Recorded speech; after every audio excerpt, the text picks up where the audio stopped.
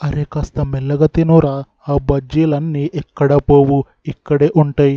అరే నేను తిన్నదే ఒక్క బజ్జీరా నాయనా, ఎందుకు ఓ ఒర్రుతున్నావు? అసలు ఒక్క కళ్ళు కూస కూడా తాగలేం, కానీ అప్పుడే ప్లేటు బజ్జీలు అయిపోయాయా? ఎలారా అసలు?